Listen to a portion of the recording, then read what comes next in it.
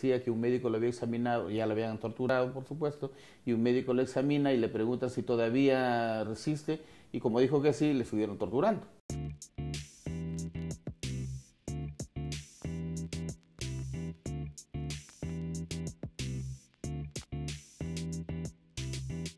Muy buenas noches.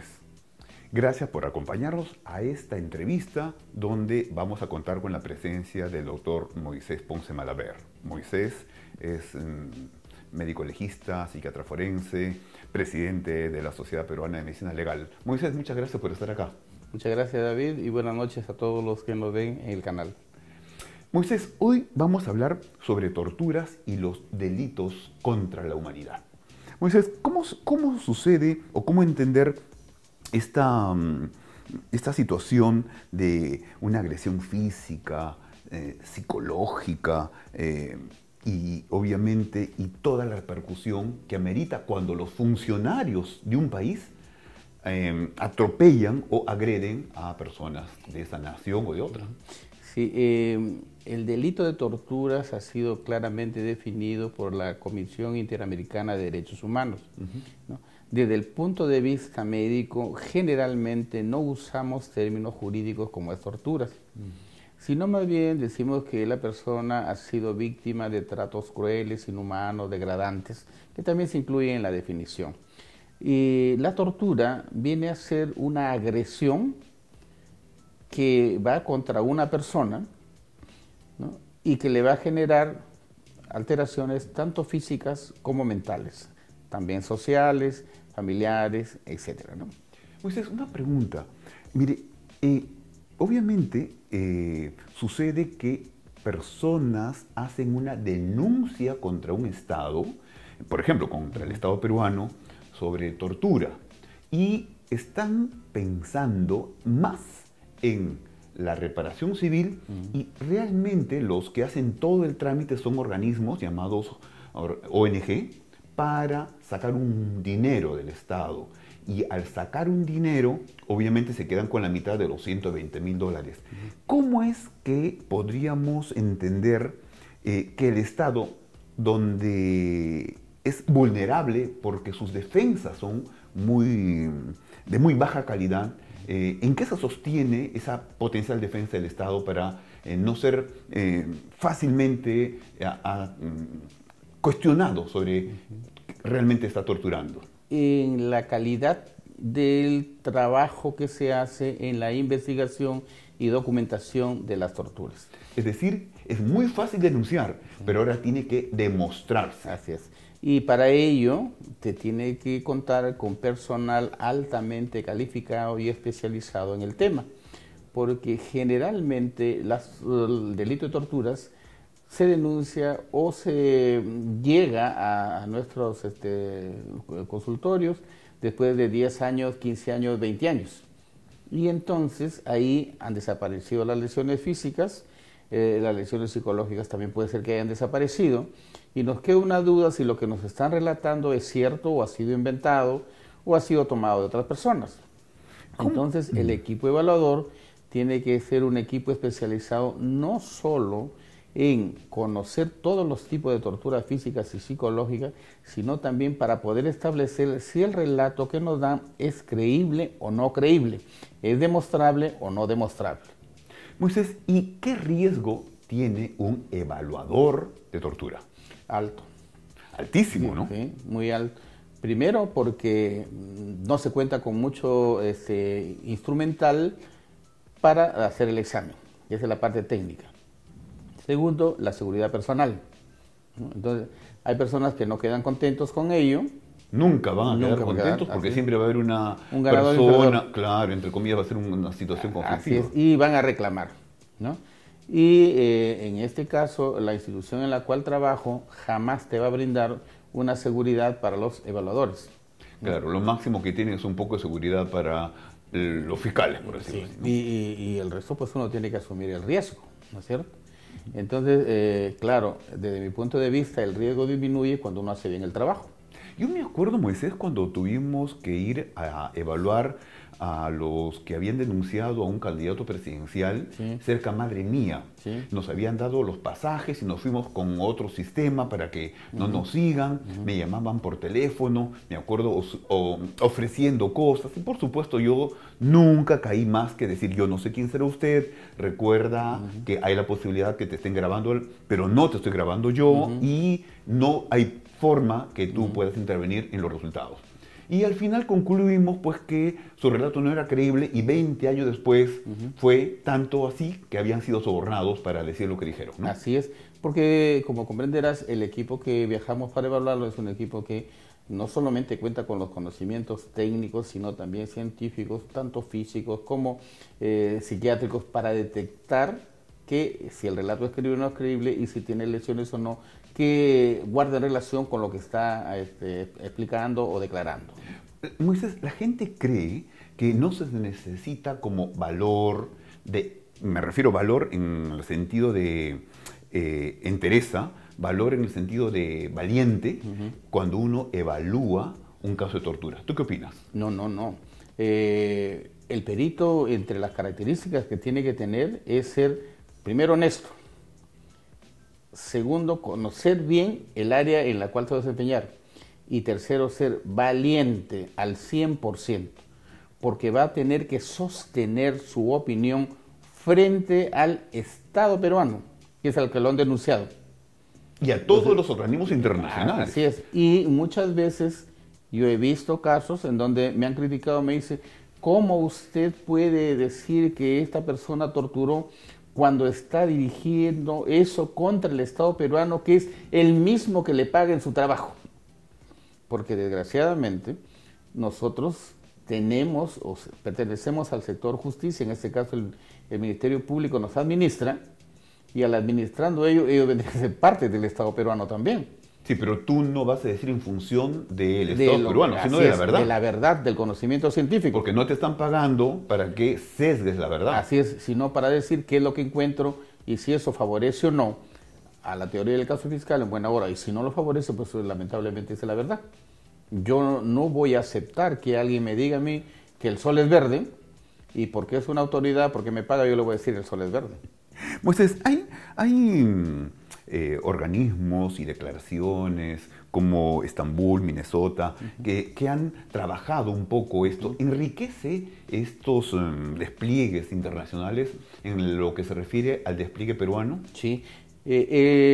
Para evaluar las torturas, obviamente desde el punto de vista médico, hay que tener en cuenta, ¿no?, las torturas físicas y psicológicas, pero aclarando que las torturas físicas siempre llevan torturas psicológicas juntas. No, claro, es imposible, ¿no? Muy bien. Entonces, para ello se han diseñado algunos instrumentos. Existen dos, el protocolo de Estambul y el protocolo de Minnesota. El protocolo de Estambul es para personas que han sobrevivido, están vivas, y el protocolo de Minnesota en aquellos casos en los cuales hay unas muertes que se sospecha hayan sido ilícitas o en todo caso por delitos contra la humanidad. El protocolo de Estambul es un instrumento redactado o diseñado por más de 70 expertos mundiales en torturas. La versión original entró en vigencia alrededor del año 2006 en Perú, ¿no? Y ahora hay una nueva versión que se está socializando en donde se ha enriquecido por varios años del trabajo que ya se tiene, ¿no? En el Perú lo que hemos hecho es, como tú recordarás, adaptar el protocolo de Estambul a la realidad peruana. Porque corresponde, ¿verdad? Porque corresponde. O sea, el Alto Comisionado de Naciones Unidas, que establece lineamientos mundiales, permite que cada Estado incorpore, mejore o adapte a sus circunstancias. Así es, y entonces, pero aquí hay que hacer una aclaración. Esto es exclusivamente desde el punto de vista médico, técnico y científico. Claro. He visto, por ejemplo, lamentablemente, que en el Ministerio Público en el Perú, ¿no?, cierto grupo de funcionarios ha querido modificar el protocolo de evaluación o de investigación de tratos crueles, inhumanos y degradantes o torturas a su criterio. Es decir, los 70 y pico expertos mundiales no tienen nada que ver aquí, porque aquí en el Perú supuestamente hay expertos en eso que saben más que los expertos mundiales y han querido modificar un protocolo a su medida. Yo conozco de esos funcionarios bastante. Te cuento que en mi época, yo soy del Ministerio Público, me recuerdo que algo así como que eran nombrados al dedo y de un momento a otro se convertían en expertos. Pero lo peor, Moisés, es que ellos se creen expertos. Así es. Porque la ignorancia es muy atrevida, ¿no? Así es. Me hace recordar siempre el efecto Dunning-Kruger, ¿verdad? Sí. Moisés, la Asociación Médica Mundial, dentro de sus líneas de trabajo, ha aportado un poco referente a la participación de los médicos en la evaluación de tortura. Sí, definitivamente. La Asociación Médica Mundial, como bien sabes, ha hecho no solo declaraciones, sino también resoluciones sobre la actuación de los médicos en estos casos de delitos contra la humanidad o generalmente llamados torturas, ¿no? Por ejemplo, tenemos la Declaración de Hamburgo, la Declaración de Budapest, la Declaración de Tokio, la Declaración de Malta, entre otras. ¿Son vinculantes? Para los médicos, las declaraciones más bien son como doctrina, en tanto que las resoluciones sí nos obligan a los médicos. Sí, entiendo, ¿no? entiendo. Y entre ellos hay una resolución en la cual obliga a los médicos que sospechen que cuando están evaluando a una persona tiene tortura, el médico tenga que denunciarlo. Algo así como cuando uno evalúa a un menor que ha sido víctima de agresión sexual, entre comillas, violación, tienes como médico la obligación de hacer la denuncia. Así es, porque la Ley General de Salud así lo establece. Y en ese caso, la Asociación Médica Mundial, mediante la resolución respectiva, nos obliga a los médicos a denunciar los casos de probables torturas. Que tengamos conocimiento. Que tengamos ¿verdad? conocimiento. Por eso que incluso algunos médicos jóvenes, donde se puedan exponer a examinar un caso de violación, prefieren restarse o eximirse y decir que mejor que lo evalúe otro médico por el riesgo de que si es que sale positivo, le tiene una implicación tremenda desde el punto de vista jurídico, ¿no? Sí, y es eso que nos llevó a formar un equipo de evaluación de torturas aquí en el Perú que tiene más de 20 años. Sí, yo sé. Pero que lamentablemente el Ministerio Público no lo quiere reconocer como un equipo especializado, habría que ver cuáles son las razones, como por ejemplo sí ha hecho con el equipo forense especializado para hacer exhumaciones en casos de delitos contra la humanidad también, en muertes clandestinas o en tumbas clandestinas, ¿no? Obviamente, tanto los muertos como los vivos tienen igual valor para la investigación jurídica, pero acá se ha sobredimensionado las exhumaciones y los derechos de los fallecidos y no se ha desarrollado mucho sobre, o no se ha apuntalado y no se ha fortalecido este estudio en los vivos, ¿verdad? Así es.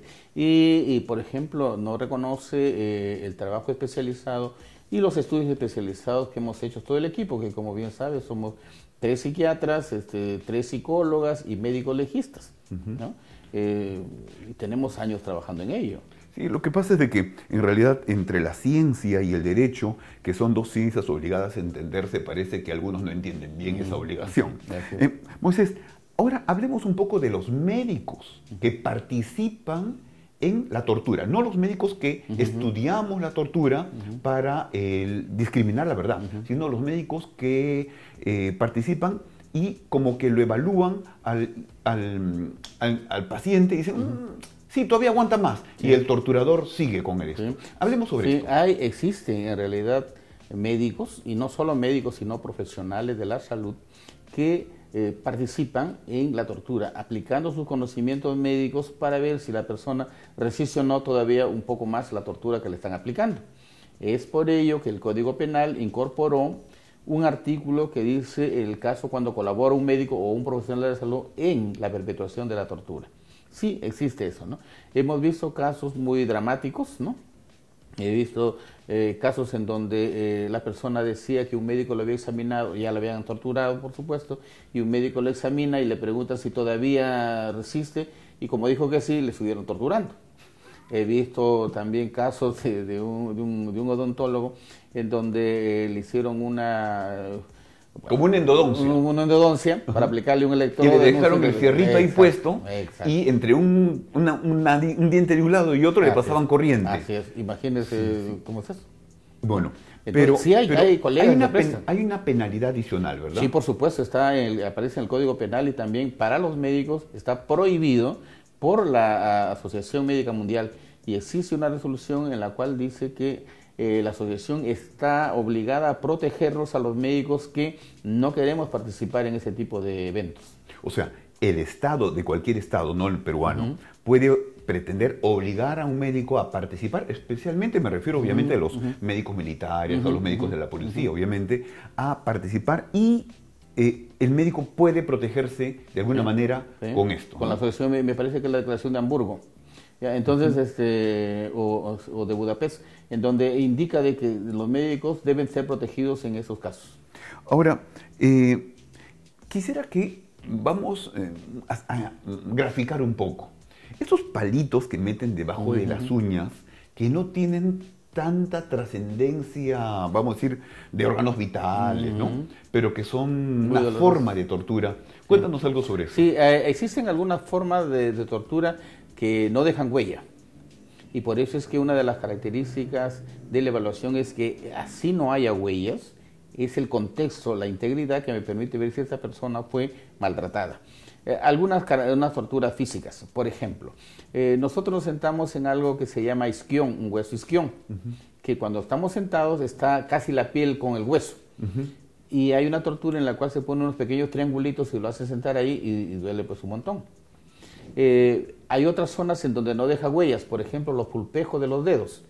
Le puedes atravesar con agujas o con clavos, ¿no? Obviamente ahí tiene dolor todo, pero al final no le queda ni una huella y por más que lo examine no le vas a encontrar. Porque se recupera rápidamente. Y también el dolor que produce incrustar puede ser clavos, puede ser agujas, puede ser palitos debajo de las uñas.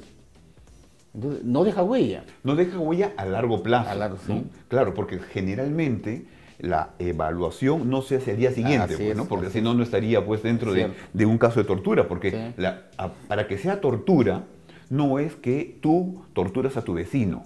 Para que sea tortura, tiene que ser una organización del Estado que ha, como decir, que ha diseñado una forma de trabajo, ¿verdad? O un funcionario. Basta que haya un funcionario que dirija o acepte que se haga ese tipo de procedimientos en una persona con miras a obtener obviamente una declaración, una inculpación o por cualquier otra forma, ¿no? Y entonces eso también podría ser un abuso de autoridad particular de esta persona y no de entrar dentro de tortura.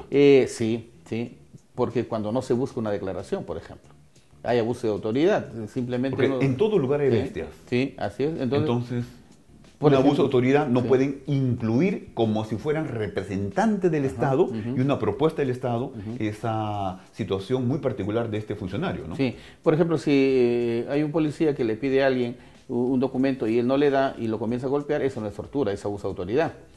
Porque la tortura tiene ya características establecidas por la Convención Interamericana. Buscar una declaración, una inculpación o por cualquier otra razón de racismo o de discriminación, ¿no es cierto? Moisés, hay una resolución del año 96 del Alto Comisionado de Naciones Unidas sobre que hace una relación entre las ciencias forenses y los derechos humanos. ¿Qué reflexión te lleva esta declaración esta resolución que comienza por primera vez a relacionar las ciencias forenses con los derechos humanos? Es trascendental para nosotros. Primero porque reconoce nuestro trabajo como forenses y segundo porque nos pone los parámetros en los cuales debemos trabajar. Por ejemplo, en refugiados, por ejemplo, en personas que pueden ser víctimas de torturas por diferentes tipos de detenciones arbitrarias, etc. Entonces ya nos señala cuáles son las funciones que debe realizar un médico legista o médico forense en esas situaciones. Entonces ya nos delimita, ¿ves? Entonces, y también nos autoriza.